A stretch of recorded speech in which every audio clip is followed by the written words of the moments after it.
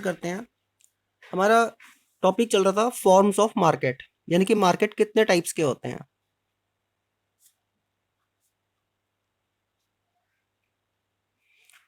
और इसमें आज हमें क्वेश्चन करना है, व्हाट इज परफेक्ट कंपटीशन।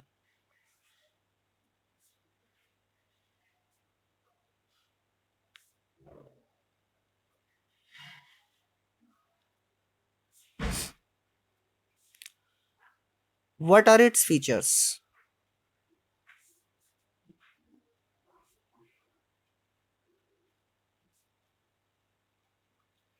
देखो, ये आपके स्टडी मटेरियल का क्वेश्चन नंबर 5 है ना। अब पहले तो एक बात समझ लो, हमें जो परफेक्ट कंपटीशन है ना, यहाँ पे प्रीफिक्स में है परफेक्ट। और हमने पढ़ा था जहां पे भी परफेक्ट वर्ड आ जाए पूरी इकोनॉमिक्स में, वो रियल लाइफ में तो होता ही नहीं है, केवल और केवल थियोरटिकल कंसेप्ट होती है। तो perfect competition in fact real life में नहीं होता, it is only theoretical concept. ठीक है, क्योंकि रियल लाइफ में होता ही नहीं है परफेक्ट कंपटीशन, तो इसलिए इसका एग्जाम्पल लेना या एग्जाम्पल मिलना ऑलमोस्ट इम्पॉसिबल है। फिर भी चलो हम क्वेश्चन को समझने के लिए एक एग्जाम्पल लेते हैं। मुझे आप एक बात बताओ, ये सपोज एक कंट्री है इंडिया,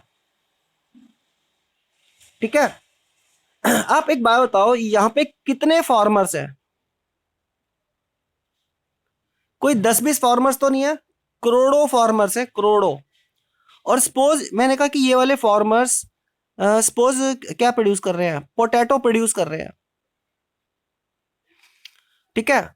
अब बताओ, प्रोड्यूसर्स जो पोटैटो प्रोड्यूस कर रहे हैं, इन फार्मर्स के पोटैटोस खरीदने वाले परचेज, ये तो सेलर हो गए है ना। परचेजर कितने हैं टोमेटो के, पोटैटो के? ये भी बेटा करोड़्स में है ना।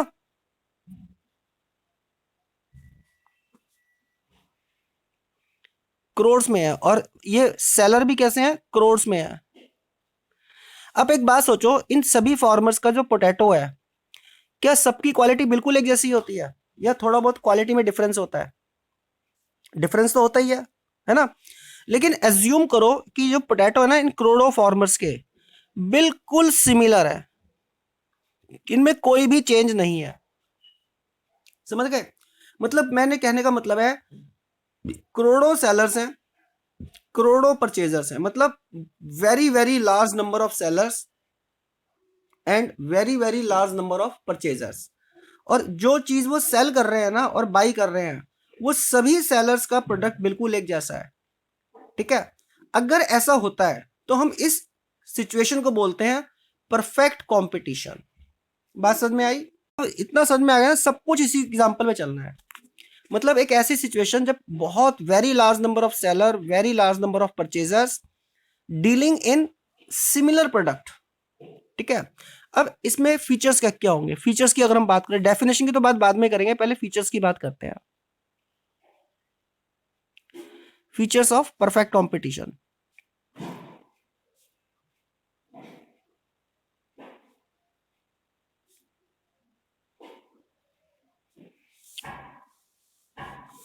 फर्स्ट फीचर, वेरी लार्ज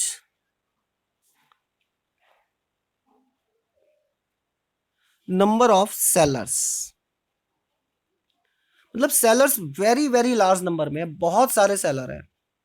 ठीक है, मतलब इतने ज्यादा सेलर हैं, इतने ज्यादा सेलर हैं कि बस पूछो ही मत। क्लियर? अच्छा, इसका इम्प्लीकेशन क्या होगा, यानी कि इसका इफेक्ट क्या होगा? आप मुझे बताओ, जो बहुत सारे सेलर्स हैं, बहुत सारे सेलर्स, तो कोई भी एक सेलर क्या प्रोडक्ट को, जैसे पोटैटो को हम एग्जांपल लेते हैं, अगर मार्केट में बिक रहा है 10 रुपीज पर केजी, तो कोई भी एक सेलर ज्यादा प्रॉफिट के लिए क्या 20 रुपीज या 30 रुपीज पर केजी सेल कर पाएगा? अरे करोड़ों के नंबर में सेलर्स हैं। अगर कोई एक सेलर सोचे कि भाई मैं तो अपना प्रोडक्ट महंगा बेचता हूँ, ज्यादा प्रॉफिट होगा, तो कोई उससे खरीदेगा ही नहीं। समझ रहे हो ना? यानी कि इसका इफेक्ट क्या पड़ेगा कि कोई भी सेलर मार्केट में जो प्राइस चल रहा है उससे महंगा नहीं बेच पाएगा। जो प्राइस मार्केट में है उसे एक्सेप्ट करना पड़ेगा और उसी प्राइस पे वो अपने प्रोडक्ट को बेचेगा। ठीक है। और पता है केवल सैलरी वेरी लार्ज नंबर ही नहीं होते, very large number of purchaser भी होते हैं, बायर्स भी बहुत सारे होते हैं।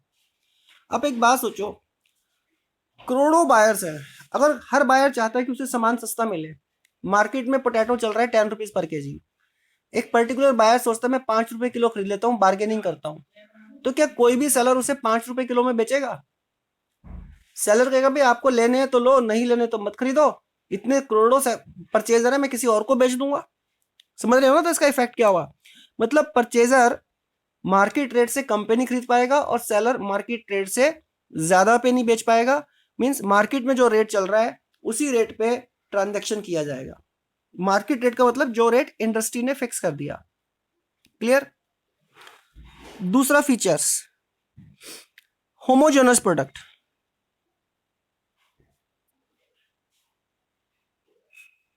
कह दो या सिमिलर कह दो,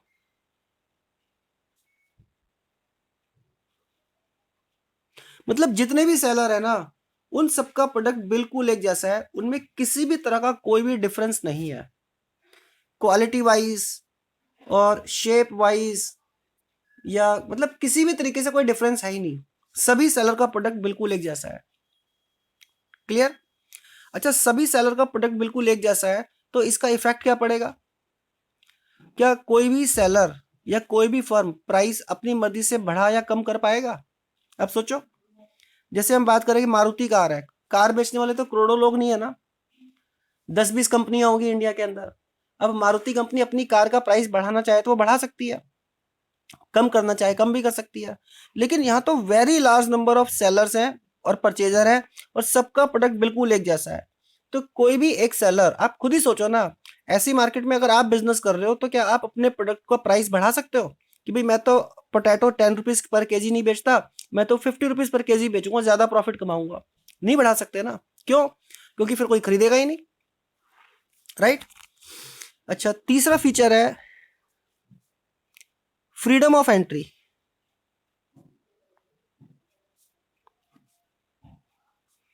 फ्रीडम ऑफ एंट्री का मतलब है यहाँ पे मार्केट में very large number of seller है, तो कोई नया सेलर मार्केट में आना चाहे, मतलब करोड़ों किसान है, जैसे कोई एक और किसान का काम करना चाहे तो वो कर सकता है, क्या कोई उसको रोकेगा?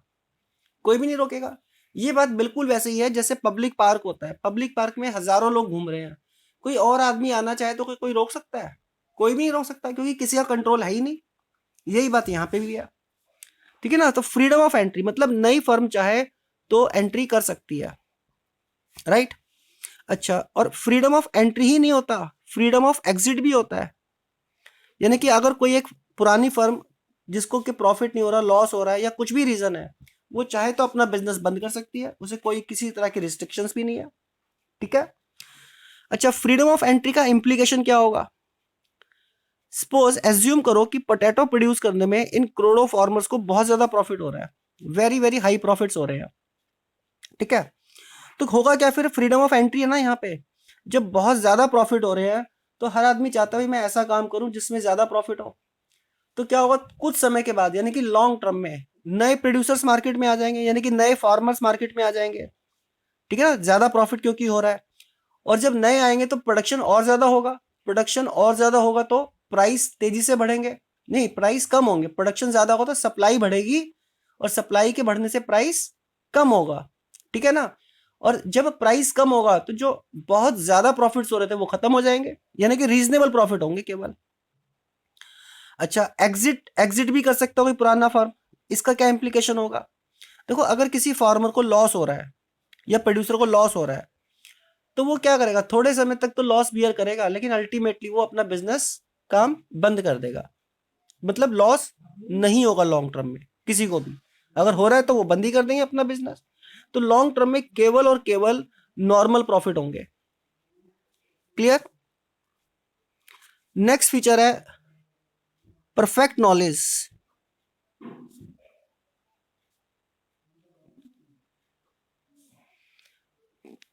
About market. इसका क्या मतलब है कि जितने भी सेलर होते हैं ना, उनको मार्केट के बारे में पूरा पता होता है कि मार्केट में प्राइस क्या चल रहा है। जैसे पोटैटो के करोड़ों सेलर्स हैं, तो इन सबको पता है कि potato suppose 10 rupees per KG चल रहा है मार्केट में, ठीक है। तो कोई भी सेलर जो मार्केट में रेट चल रहा है ना 10 रुपीज पर केजी, उससे कम में बेचने को रेडी नहीं होगा। रीजन, अरे क्योंकि बहुत सारे परचेजर हैं, एक नहीं खरीदेगा दूसरा खरीद लेगा, दूसरा नहीं खरीदेगा कोई और खरीदेगा, कोई और नहीं खरीदेगा कोई और आएगा, सामान तो बिक ही जाना है।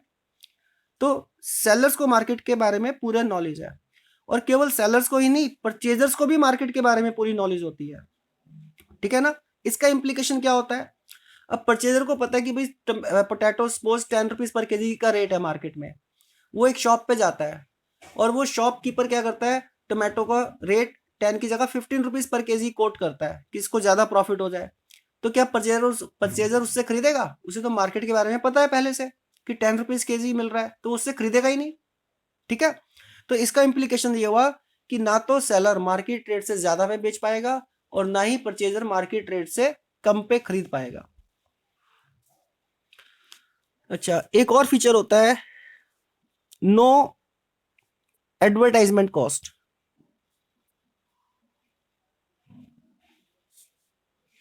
मतलब कोई भी सेलर एडवर्टाइजमेंट करेगा ही नहीं। पता है, देखो अगर कोई भी कंपनी, कोई भी प्रोड्यूसर अपने प्रोडक्ट का एडवर्टाइजमेंट करता है, तो आप सोचो वो अपने एडवर्टाइजमेंट में बताता है ना अपने प्रोडक्ट की स्पेशलिटी, कि उसका प्रोडक्ट बाकी कंपनी के प्रोडक्ट से सुपीरियर है, अच्छा है, ठीक है ना। एडवर्टाइजमेंट में बताना पड़ेगा स्पेशल पॉइंट। लेकिन यहां तो है क्या, सबका प्रोडक्ट बिल्कुल सिमिलर है, यानी कि कोई डिफरेंस ही नहीं है, तो फिर एडवर्टाइजमेंट किया भी कैसे जाए। क्लियर। सिक्स्थ है नो ट्रांसपोर्टेशन कॉस्ट।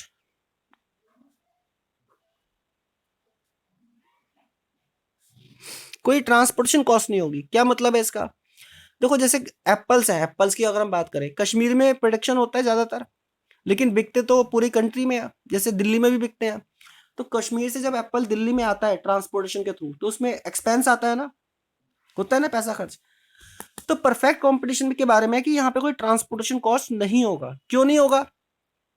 क्योंकि बहुत सारे परचेजर है, करोड़ों परचेजर, क्या जरूरत है सेलर एक जगह से दूसरी जगह सामान लेके जाए, जबकि रेट सेम मिलने हैं उसको, प्राइस तो सब जगह सेम है। तो इसलिए ट्रांसपोर्टेशन कॉस्ट पे पैसा खर्च क्यों किया जाए। सपोज मैं कहता हूं कि आप दिल्ली में बिजनेस करते हो, आप कोई प्रोडक्ट बेचते हो, ठीक है, और दिल्ली में उसका रेट है सपोज 10 रुपीज पर केजी। आप उसको दिल्ली से अगर मुंबई भेजना चाहते हो तो ट्रांसपोर्टेशन कॉस्ट आएगा। मुंबई कब भेजोगे? जब वहां पे आपको ज्यादा रेट मिल रहा हो। अगर वहां पे भी 10 रुपीज में ही बिकना है, तो क्या आप उसको मुंबई भेजोगे? किराया खर्च करोगे भेजने का? नहीं करोगे ना। तो क्योंकि यहाँ पे प्राइस सबके सेम है, तो इसलिए ट्रांसपोर्टेशन कॉस्ट नहीं किया जाता। क्लियर है ये बात? नोट कर लो इसे, मैं आंसर शेयर कर रहा हूं, क्वेश्चन नंबर 5 का रीड करते रहो।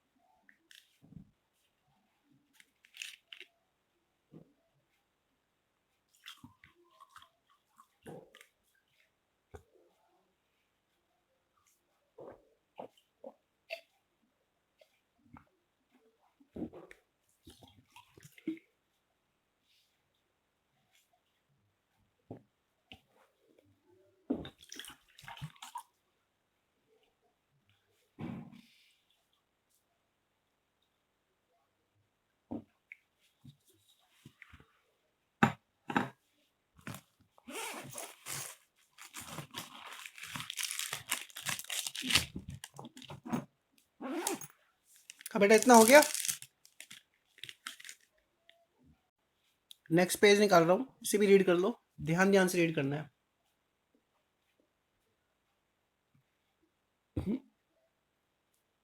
नेक्स्ट पेज निकाल रहा हूं, इसे भी ध्यान ध्यान से रीड कर लो। नेक्स्ट पेज शेयर कर रहा हूं, ध्यान ध्यान से रीड करो।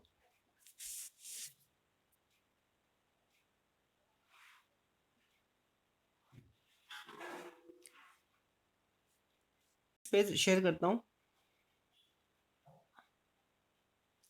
ध्यान ध्यान से रीड करो। ओके, नेक्स्ट पेज शेयर कर रहा हूं, ध्यान ध्यान से रीड करो।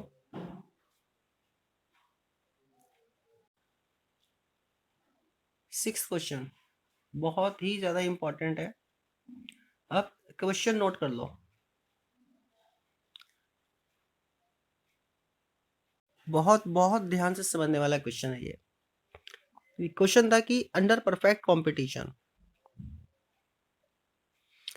Industries price maker, question number 6 था ये। फ्रेश पेज लेता हूं मैं। बहुत ही इंपॉर्टेंट क्वेश्चन है।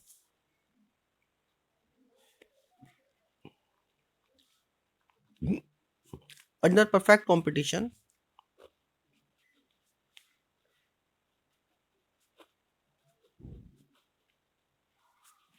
मार्केट इंडस्ट्री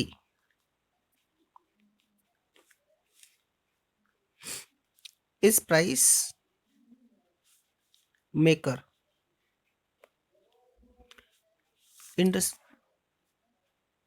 हमारे साथ था इंडस्ट्रीज प्राइस मेकर, मतलब जो प्राइस कितना होगा किसी प्रोडक्ट का वो इंडस्ट्री डिसाइड करेगी। और इंडस्ट्री का मतलब पता है क्या होता है? इंडस्ट्री का मतलब होता है ऑल सेलर्स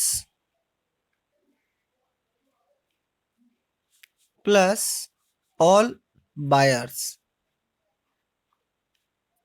सबको मिला के, या यूं बोल दो सेलर की तरफ से सप्लाई होती है और बायर्स की तरफ से डिमांड होती है। यानी कि डिमांड और सप्लाई मिला के इंडस्ट्री कहलाता है। ये प्राइस मेकर है, ठीक है। And firm is price taker. Firm का मतलब होता है सिंगल सेलर, मतलब एक सिंगल सेलर जो है ना वो अपनी मर्जी से प्राइस कम या ज्यादा नहीं कर सकता।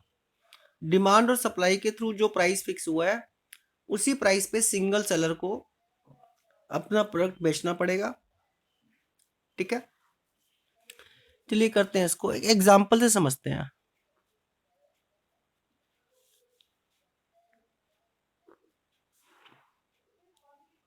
एग्जांपल से थोड़ा क्लियर होगा। सपोज मैं बात करता हूं इंडस्ट्री की।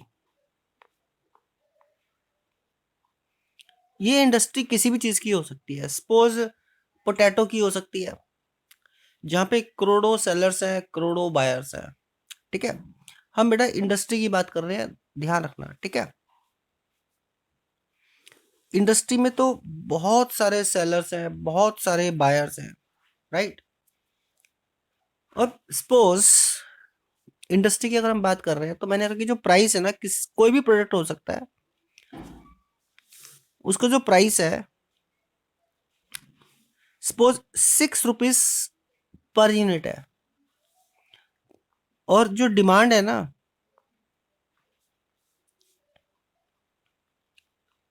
सपोज 50,000 यूनिट्स की है।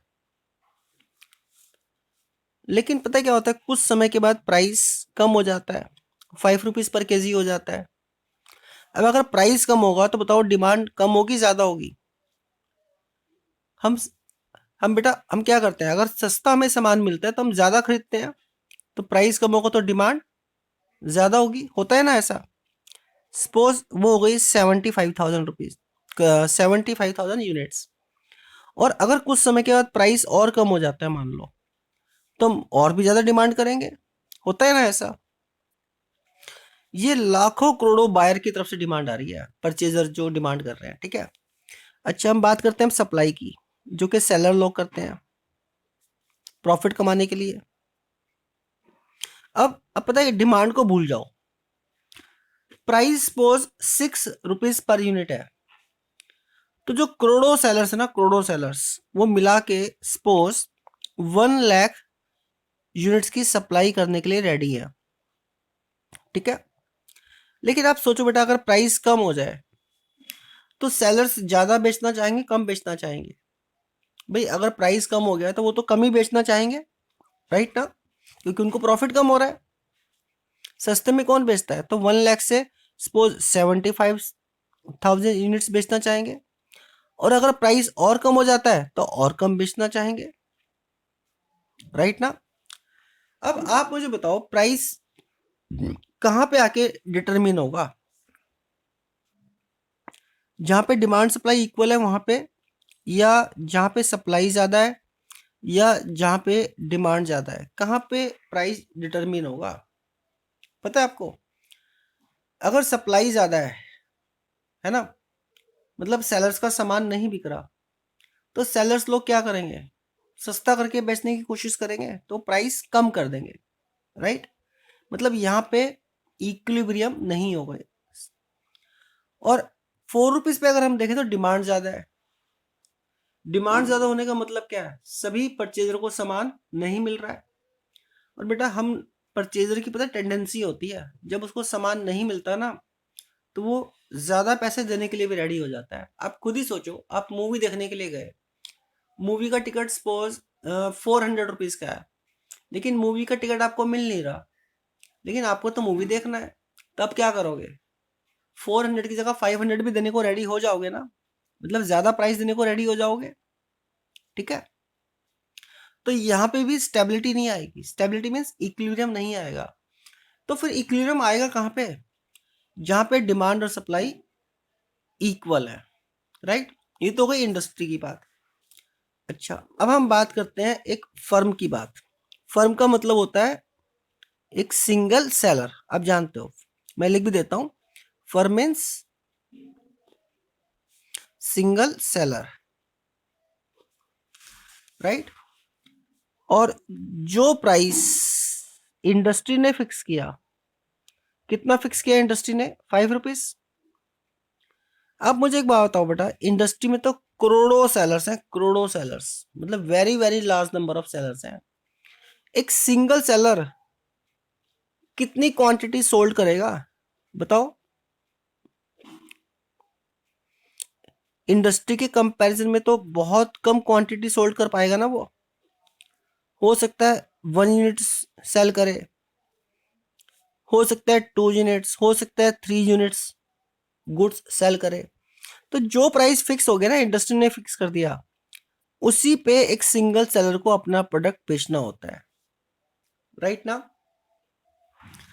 अच्छा, लेकिन बात है ना अभी यहीं पे खत्म नहीं हो रही, इसको आगे भी बढ़ाते हैं हम, इसका डायग्राम भी बनाते हैं।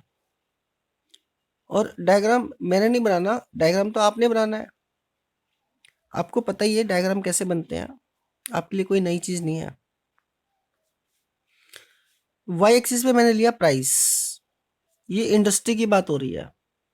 और एक्स एक्सिस पे मैंने लिया डिमांड एंड सप्लाई, ठीक है, इन यूनिट्स। प्राइस तो रुपीज में ही होता है। तो बता सकते हो ये कौन सा कर्व है? अब पॉइंट्स लेके बनाओगे तब भी ऐसे ही बनेगा। कौन सा कर्व है?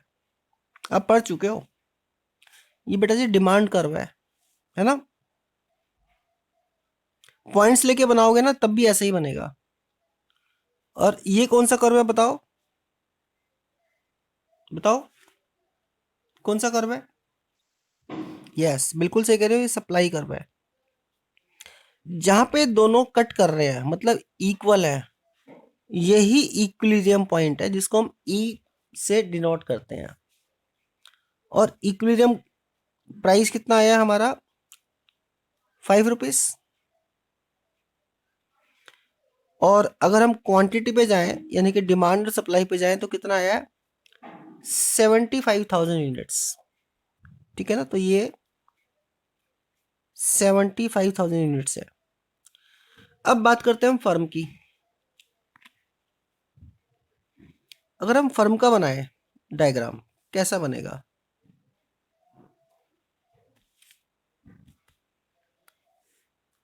वाई एक्सिस पे तो हमने लिया प्राइस,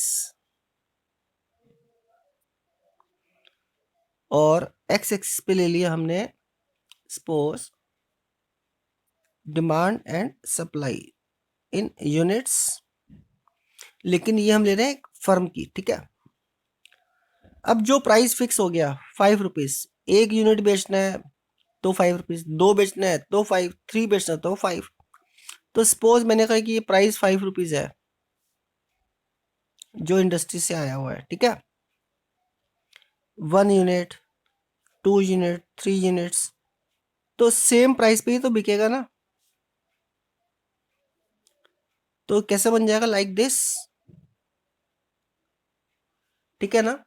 और इसको हम क्या बोलते हैं, एवरेज रिवेन्यू बोल दो या प्राइस बोल दो या आप बोल दो मार्जिनल रिवेन्यू। आप जानते हो कि सेम ही हो रहा है ये। क्लियर, नोट कर लो। इसका आंसर शेयर कर रहा हूं, एक बार ध्यान से रीड कर लेना, ठीक है। हाँ बेटा, 6 का आंसर रीड कर लो ध्यान से।